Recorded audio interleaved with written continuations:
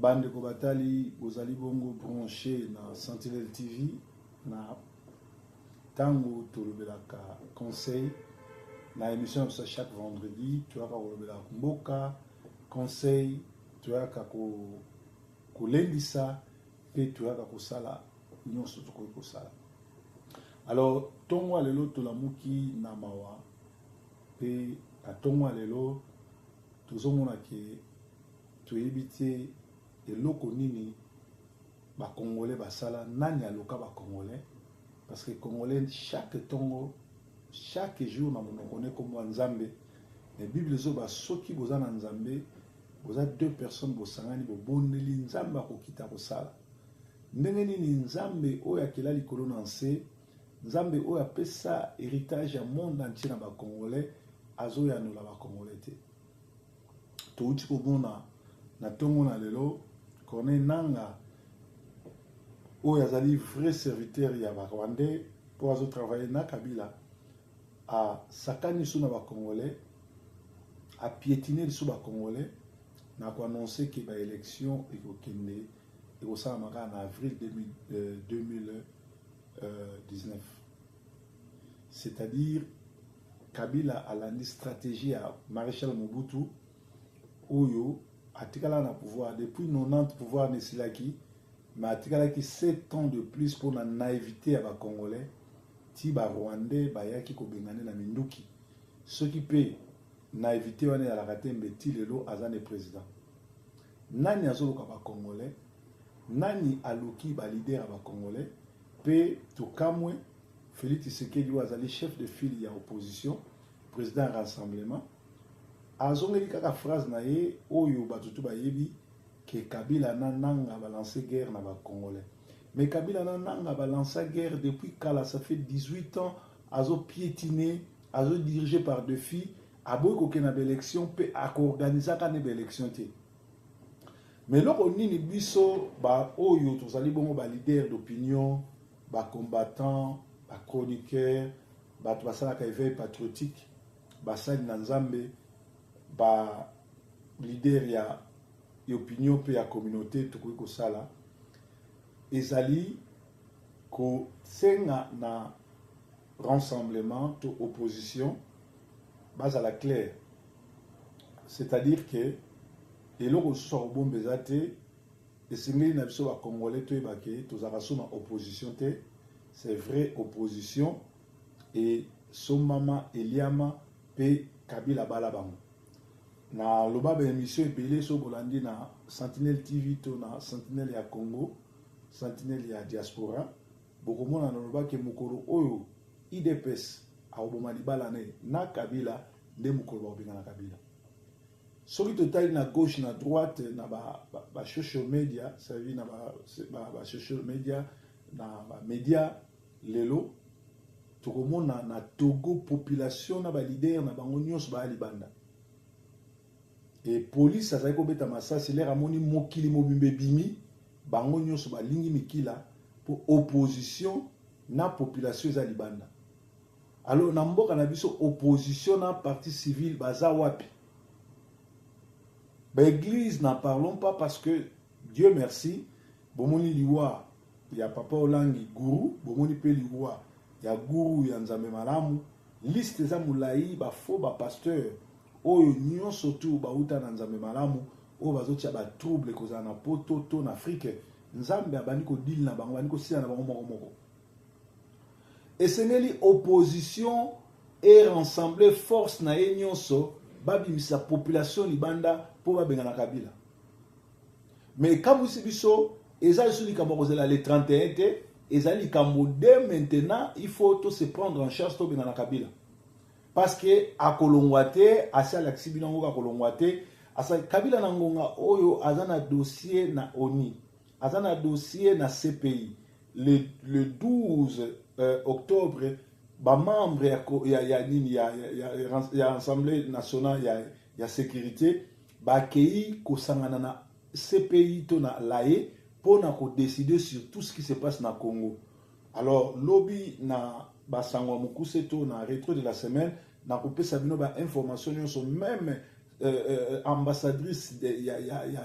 il y a Amérique na ONI a kuzo kita Kinshasa le 21 pour akino kanga makamunyo surtout pour bakanga Kabila. Mais le même Kabila oyo azali maté oyo azali criminel oyo monde entier bazo bakanga ye azo se permettre même ya ko défier communauté internationale pe mikolo chole quand même atindi tata mwasi na ye oyo asala ajouragé ya lipasa na ye na Corée pour akende kokutana na criminel wana mso ya Corée balukele déjà place exil. Kabila azo tenté de côté muso azo bongsa exil na ye azo bongsa sorti na ye côté muso azo tenté population congolaise parce que ayebi ke tozana opposant miyibi ayebi ke tozali bon na peuple o miyibi tala lelo combat lelo boyebi sanga qui est le vrai combattant qui est le faux ba vrai faux baza ebele tout simplement likolo mbongo lelo ba combattant solo vraiment neti biso baza souté nani aloki ba congolais nani aloka biso pourquoi congolais akoki ko télématin ndenge bato ba télémi na lomé bazo bengana mwana ya dictateur ou azaki kuna ya dema population libanda ba société civile libanda église na ba peuple baza libanda o ya biso église ndenge bazolela un sorcier papa olangi c'est un sorcier ba biso posa ba mekata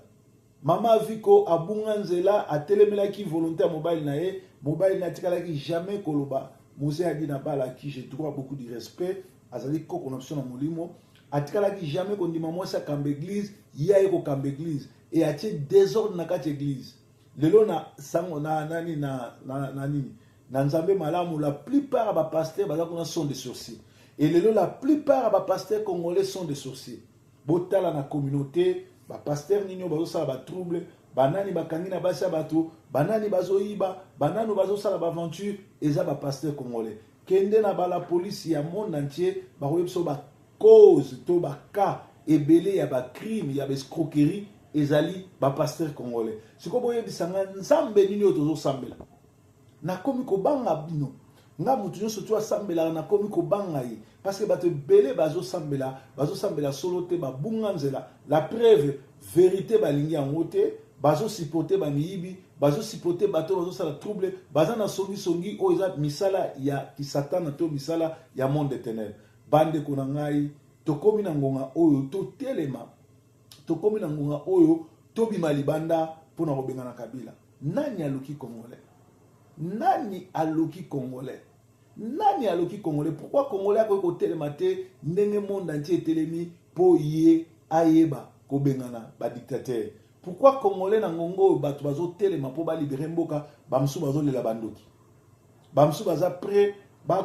lelo ezana bandimi so yesi babo avant bakunda papa olangi bino 20 bokita na se cercueil na ye ba kotia likolo bino bosima ndenge na tango ba roi makoko bazali ko sala mingi lelo ba chrétien ba ondima ngo ba kanisa ba okeli felo et pourtant bato wana ba bunga nzela ba démoniaque ba satanique ba kata contact na nzambe kala en tout cas bandeko na ye kaka kosala moi éveil patriotique ko la musabino ko sabino que le pays va mal to la muka pe lisusu na ye ko yebisa bandeko nyonso oyo soki ozana ndeko na prison te guardian ezali moko ya ba journaux ya minene ya revue ya mboko ya Angleterre et bimisi ba information que ba prison eza tellement ya kotonda na ba drogué na ba criminel alors batonyo surtout oyo bakangi bango mikolo oyo bapesi bango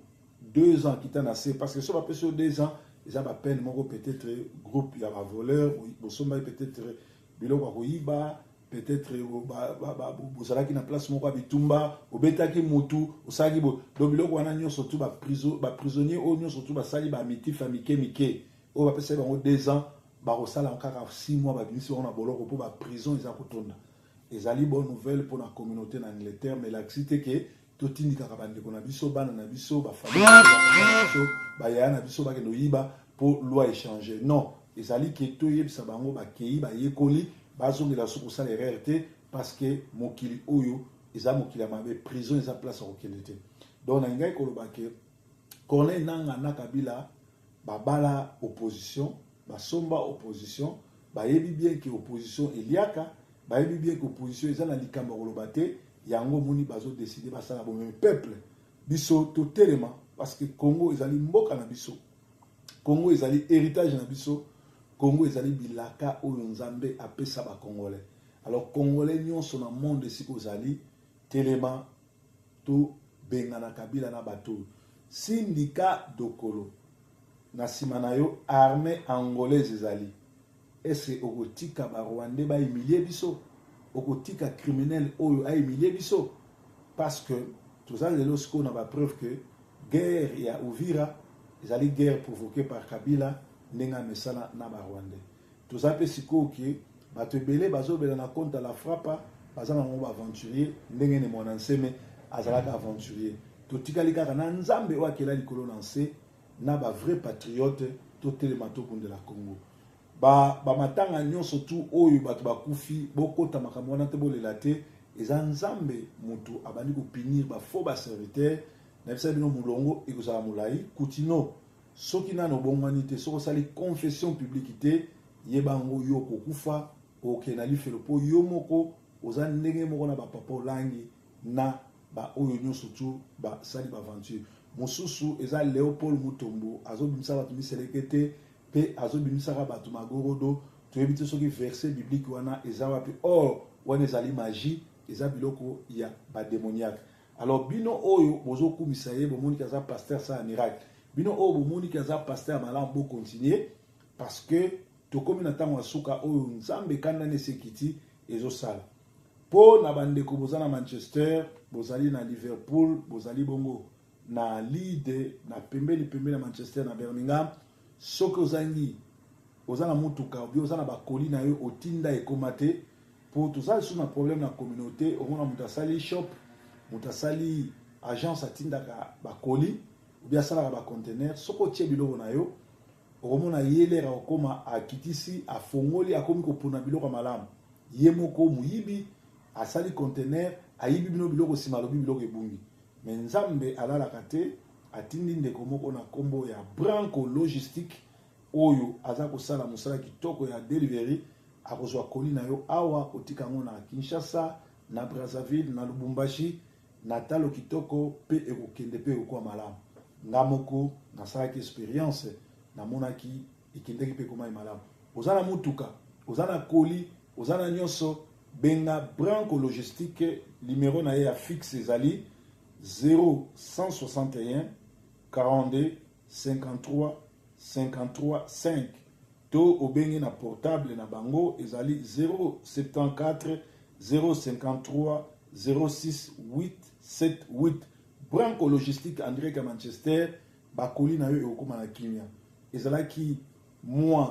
lisolo ya moke na Sentinelle TV toza pe en direct na Sentinelle ya Congo tolobela mboka tolamuka mpona mboka bandeko baza na baprison oyo bakoti bakatela bango 2 ans sango malamu ezali ete soko simbaki drogue to simbaki munduki te peut-être ezalaki vol peut-être ezalaki osombaki eloko ya moyibi ofodaki obetaki mutu ou bien bakutaki yo na esika bato bazosala mobulu alors boyebake loi ebimi bazobimisa bato mais il faut zala na conduite malamu pe il faut zala osali déjà plus de 6 mois donc kala mingi te bandeko na biso oyo tozanganaki bakobima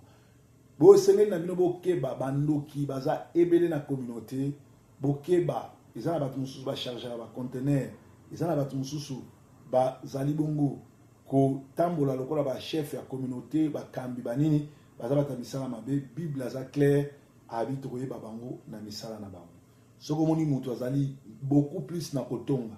azalaka propre te azata na pantalon ya malunga te aza na poto azalaka ta na solo ya parfum te okomona mikolo nyonso tu mal propre mal habillé azanga adresse azanga esika kolala mosala ne kaka bakombo ya bato na monoko yebake motu wana c'est un infiltré un serviteur de diable moto ya misala mabe bokangela ngai boyela ngai na délivrer merci journée malamu breaking news